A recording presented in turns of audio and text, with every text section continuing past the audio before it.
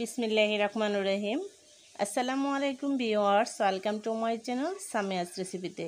আশা করি সবাই ভালো আছেন। আমি আজকে আপনাদেরকে একদম সিম্পল রেসিপিতে অসাধারণ একটা নাস্তার আইটেম করে দেখাবো। আশা করছি এই রেসিপিটা আপনাদের অবশ্যই ভালো লাগবে।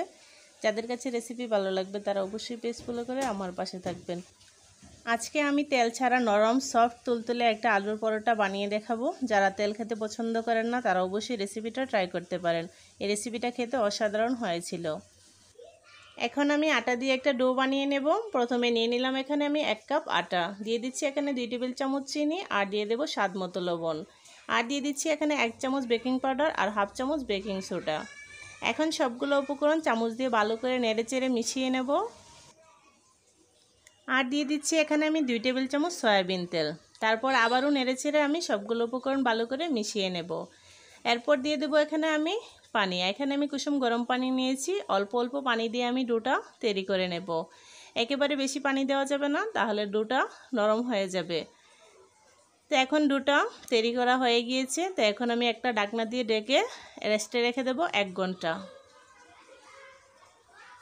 তো এদিকে আমি আলুর পরোটা বানানোর জন্য আলুর পুরটা বানিয়ে নেব। তার জন্য নিয়ে নিলাম সিদ্ধ আলু, আর দিয়ে দিচ্ছি কাঁচামরিচ কুচি, ধনেপাতা কুচি, হাফ চামচ মরিচের গুঁড়া, স্বাদ মতো লবণ, হাফ চামচ জিরের গুঁড়া, আর দিয়ে দিচ্ছি এখানে পেঁয়াজ কুচি। এখন সবগুলো উপকরণ হাত দিয়ে ভালো করে মাখিয়ে নেব। এইভাবে তেল ছাড়া আলুর পরোটাটা খেতে কিন্তু দারুণ হয়েছিল। তো এখন আমার আলুর পুরটা রেডি হয়ে গিয়েছে। তো আমি একটা সাইডে রেখে দিচ্ছি। এদিকে আটার ডোটাও খুব সুন্দরভাবে রেডি হয়ে গিয়েছে। তো এখন আমি একটা বোর্ডের মধ্যে নিয়ে নিচ্ছি।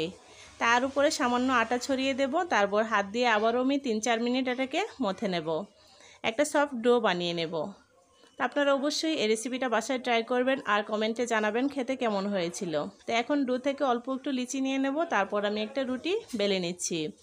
এখন আমি একটা বড় সাইজের রুটি বেলে নেব। তো রুটিটা আমি যত সম্ভব পাতলা করে বেলে নিব।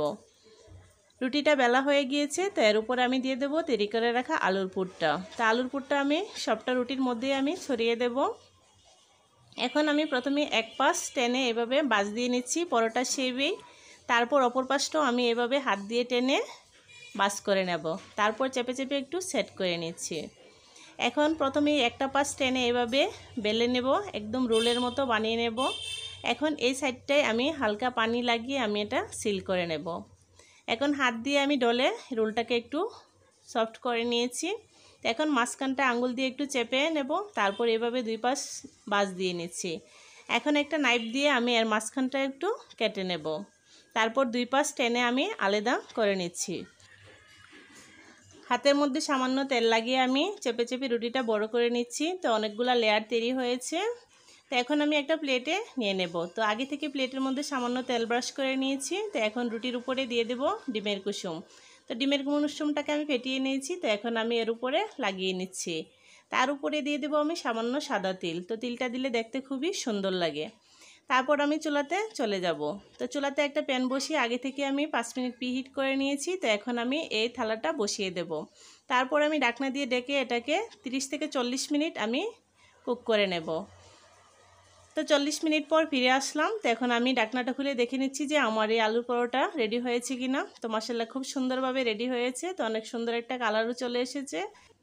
এখন আমি পরোটার উপরে সামান্য বাটার লাগিয়ে নেব। তা আপনাদের হাতের কাছে ঘি থাকলে ঘিও লাগিয়ে নিতে পারেন, তাহলে পরোটাটা খেতে আরও দারুণ লাগবে। তো আজকে অবশ্যই কমেন্টে জানাবেন যে আমার এই রেসিপিটা আপনাদের কেমন লেগেছে। তো আপনারা সকালের নাস্তায় কিংবা রাতের ডিনারে এটা অবশ্যই ট্রাই করতে পারেন। এখন পরিবেশন করে দেখিয়ে দিচ্ছি যে আজকের এই তেল ছাড়া আলু পরোটা দেখতে যেমন সুন্দর হয়েছে, মাশাআল্লাহ খেতে তেমনই অসাধারণ। তো এখন আমি আপনাদের একটা পরোটা দেখিয়ে দিচ্ছি। দেখেন কত সুন্দর হয়েছে। এটার পিছনটা কিন্তু একটু দাগও লেগে যায়নি, অনেক সফট আর নরম তুলতুলে হয়েছিল। এখন ভেঙে দেখিয়ে দিচ্ছি এর ভিতরে কতগুলো লেয়ার তৈরি হয়েছিল। তো আমার চ্যানেলে এরকম নিত্য নতুন সহজ এবং মজাদার রেসিপি পেতে অবশ্যই আমার চ্যানেলটাকে সাবস্ক্রাইব করে আমার পাশে থাকবেন। ভিডিও দেখার জন্য সবাইকে অসংখ্য ধন্যবাদ। আল্লাহ হাফেজ।